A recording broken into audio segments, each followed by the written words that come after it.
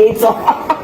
Anyway, of course, definitely, it's entertaining and it's LOL's lessons of life, I would say. Now, the CTC you've not seen and jumped to conclusion that you're supposed to resume plenary session tomorrow. Why don't we pass on that? As a matter of fact, we expect to have the CTC today, but that also will determine our next step in action. The statement I made that day of me resuming on Tuesday was right immediately after the pronouncement of the court that my suspension was unconstitutional and excessive, and that the people should not be deprived representation, that even though the Senate has the powers to punish members, but they should not punish the constituents alongside. So based on that, when my people came home to my house in Abuja right from the courts, I did mention that, okay, with this victory, we look forward to going to work on Tuesday. But that being said, like I said, we anticipate the judgment, the written judgment, the certified trade copy, and that will determine the next step. But I'm very positive. But again, like I said, irrespective of me being under suspension, it never hindered me from working. I worked every day.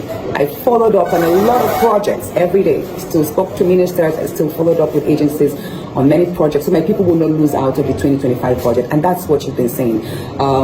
Just last week, this school we went to, the Ablaza Tamimira College, we lit the entire premises with the solar street lights. Yesterday, you saw us have the groundbreaking ceremony for 2 smart markets in 2 local governments, 80 shops in each, with abattoir and other interesting facilities that ordinary markets should have, like water, toilets, electricity, and plugs in each shops.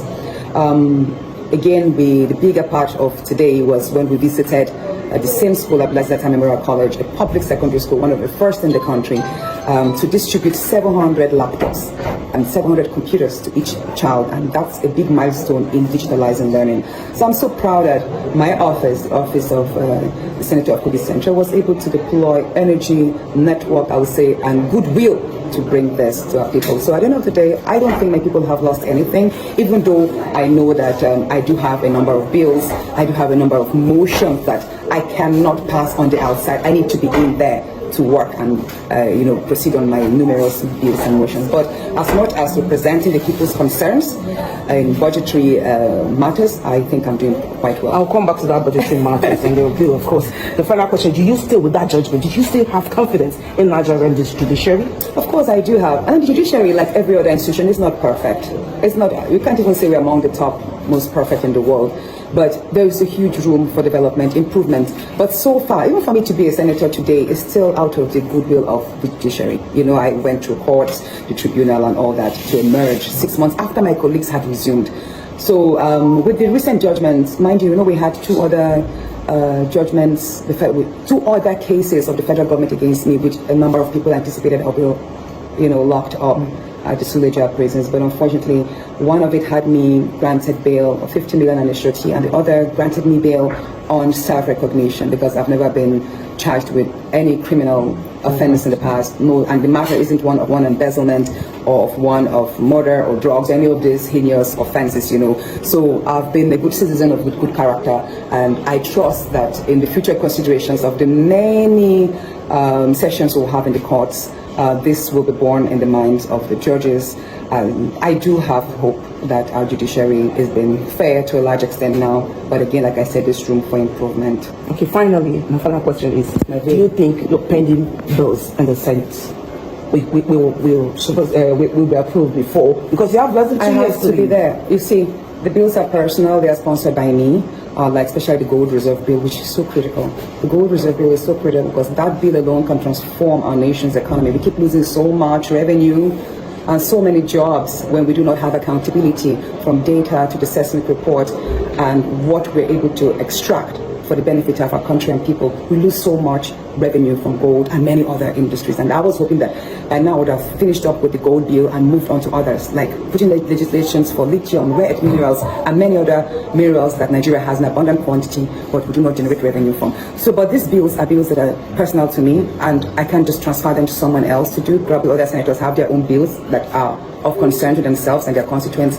So, but whatever happens, still very hopeful that I will resume to complete and continue my legislative duties, because you see, Inasmuch as I am the senator from Kogi Central, I am the senator of the Federal Republic of Nigeria, which means my constituency as well as the entire nation, especially with regards to the bills, like the gold bill. It's not going to be of benefit to Kogi Central alone, even though we have a lot of gold reserves in Kogi Central, but the entire nation will benefit. So the National Assembly should know that by denying me stay in the chambers and participation in the chambers is denying not just Kogi Central indigenes, but Nigerian women, of which we have only right now 3 female senators out of 108. So we are denying Nigerian women, we're denying Nigerian children, because every woman, every female senator by default advocates for children. Do you understand? And again,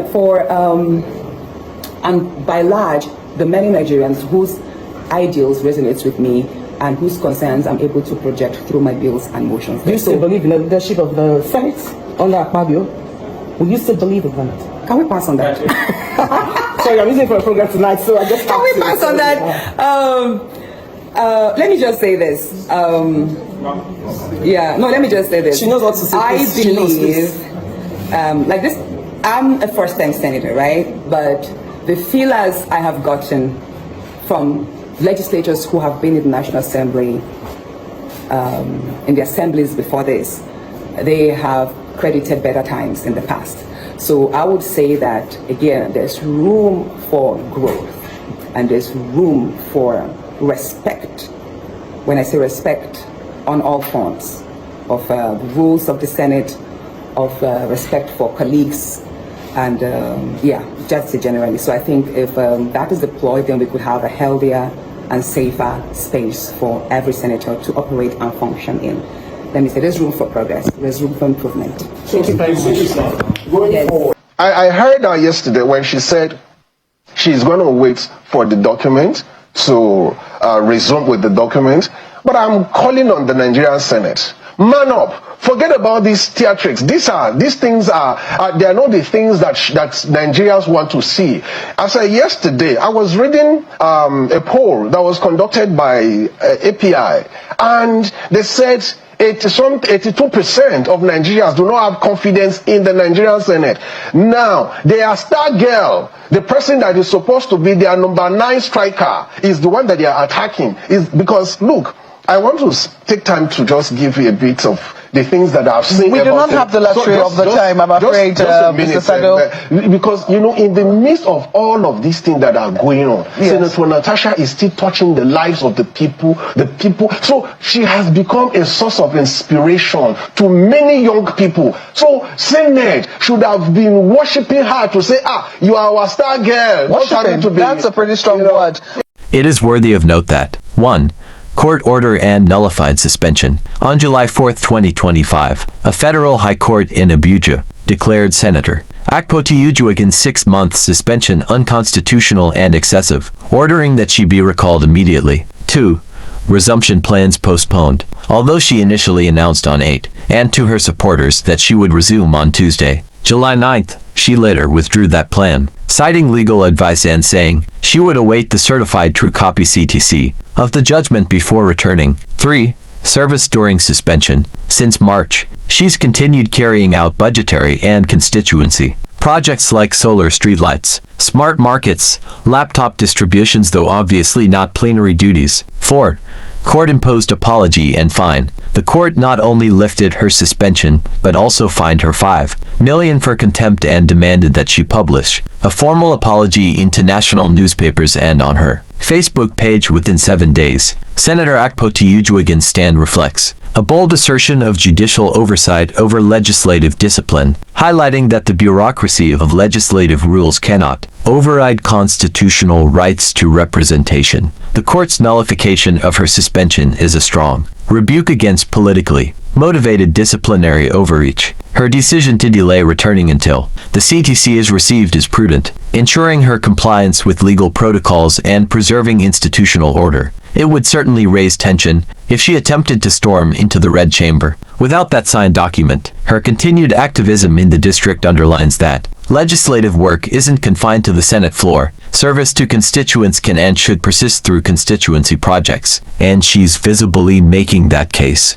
However, the requirement to issue a public apology introduces a layer of accountability designed to balance her legal victory with a gesture of reconciliation. How she handles that could define whether this moment strengthens or strains her political capital. With the Senate now pushing amendments to tighten its disciplinary procedures SB 708, this conflict may reshape legislative norms. When courts set limits and lawmakers recalibrate internal rules, it reveals a healthy if tense democratic interplay. Finally, claim confirmed.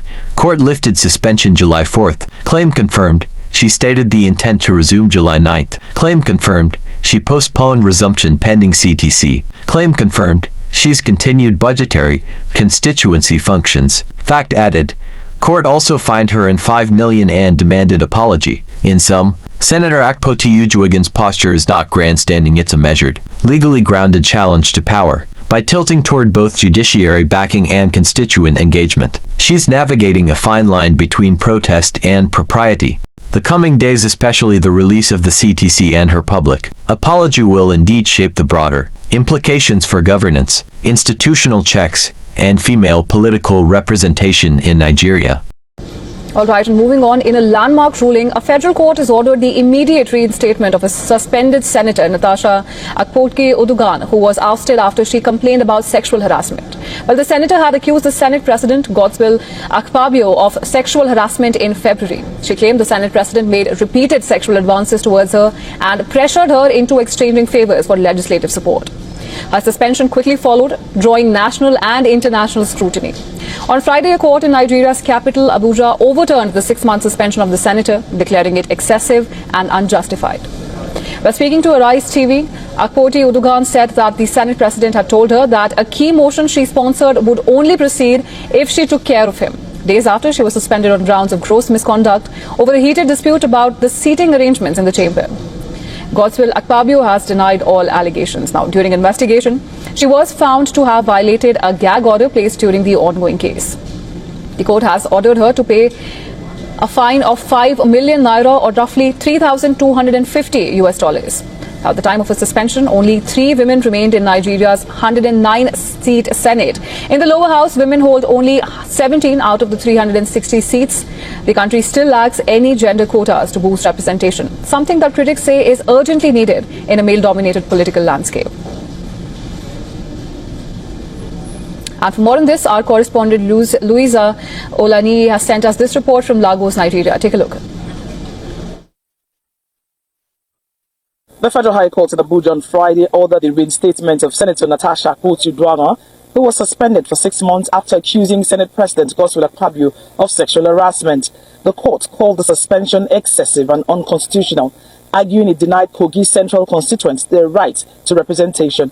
However, Senator Natasha was ordered to tender apology to the Senate within 7 days with a fine. Analysts say this decision could reshape how harassment claims are handled in the Senate, and also that the ruling is a significant moment for gender equality in Nigerian politics, where women hold just a fraction of seats.